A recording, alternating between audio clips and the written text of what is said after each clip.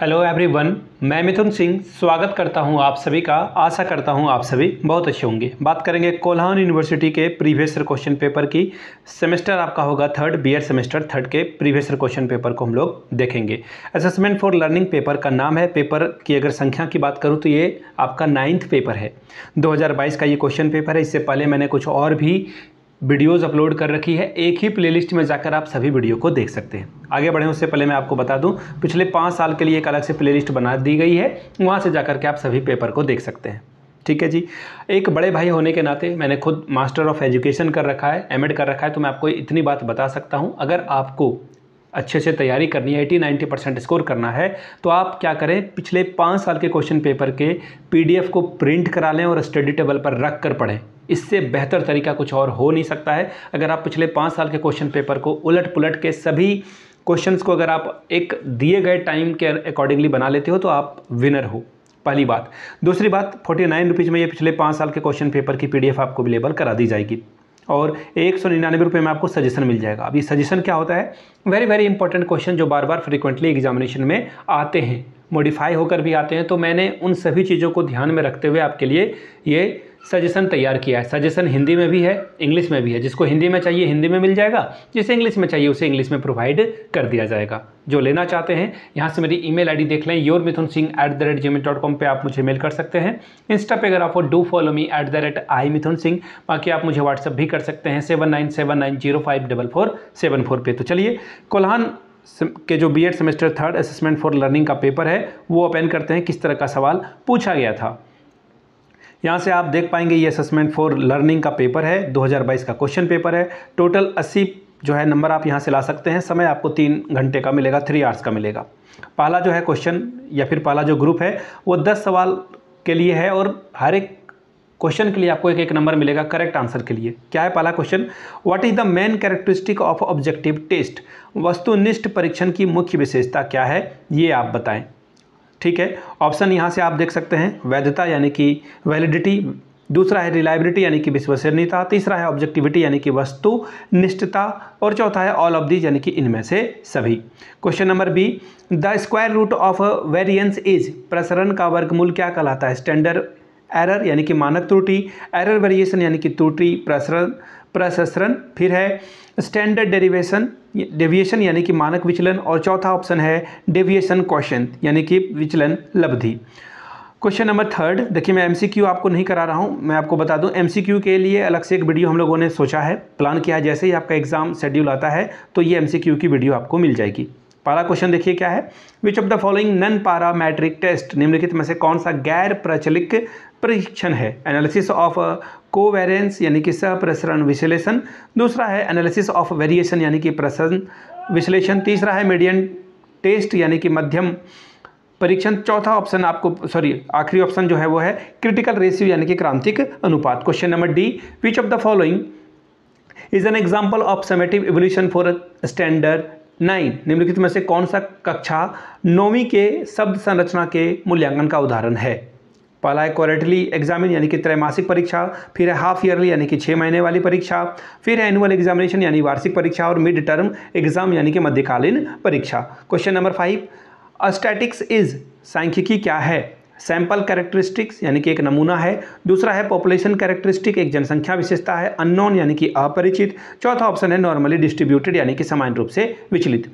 Question number F, the consistency of evolution result is measured by. मूल्यांकन के परिणामों की अस्थिरता का मापन उनकी डैश से किया जाता है। ऑब्जेक्टिविटी यानी कि वस्तुनिष्ठता, फिर है रिलायबिलिटी यानी कि विश्वसनीयता, फिर है प्रिडिक्टिबिलिटी यानी कि विश्वसनीय भविष्यवाणी क्षमता, और फिर है यूजिबिलिटी यानी कि उपयोगिता।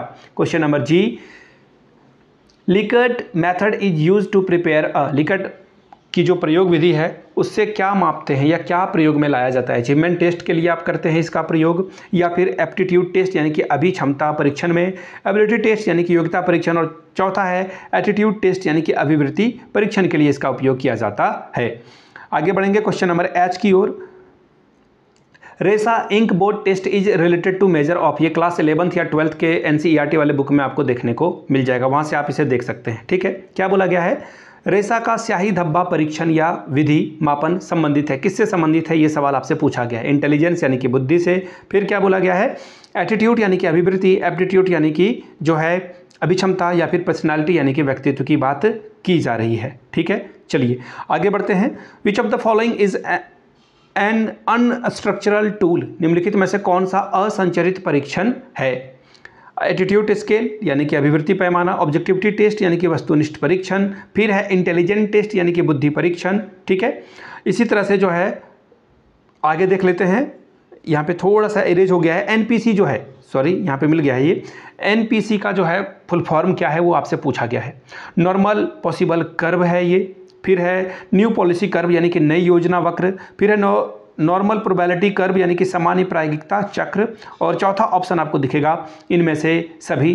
क्वेश्चन नंबर या फिर आप इसे ग्रुप बी बोल सकते हैं, शॉर्ट टाइप के क्वेश्चन आंसर। 2 सवालों का आपको यहाँ पे 4 सवालों का आपको जवाब देना है और 5 हर एक के लिए आंसर मिलेगा, यानी कि 20 नंबर आप यहाँ से ला सकते हैं। क्या है सवाल? What do you understand by the questionnaire, discuss it's merit and demerit. प्रश्नावली से आप क्या समझते हैं, इसके गुणों और दोषों की विवेचना करें। अगला सवाल देखिए क्या है, question number 3, discuss the properties of a normal probability curve and its uses. सामान्यता संभाव्यता वक्र वितरण की विशेषताओं का वर्णन कीजिए, इसके उपयोगों की व्याख्या करें। Question number 4, discuss the various techniques of evolution briefly. मूल्यांकन के विभिन्न तकनीकों की संक्षेप में विवेचना करें। Question number 5, what do you understand by objective type test. वस्तुनिष्ठ प्रकार के परीक्षण से आप क्या समझते हैं। क्वेश्चन नंबर 6 देखिए आपके सामने क्या बोला गया है, what do you understand by different domains. विभिन्न पक्षों से आप क्या समझते हैं। Question number 7, right tools and techniques of evolution. मूल्यांकन के उपकरण और प्रविधियों को लिखें। Question number 8, discuss the characteristic of a good measuring instrument. एक अच्छे मापन पर उपकरण की जो है विशेषताओं की विवेचना करें। Question number 9, define about standard test यानी कि मानक परीक्षण की व्याख्या करें।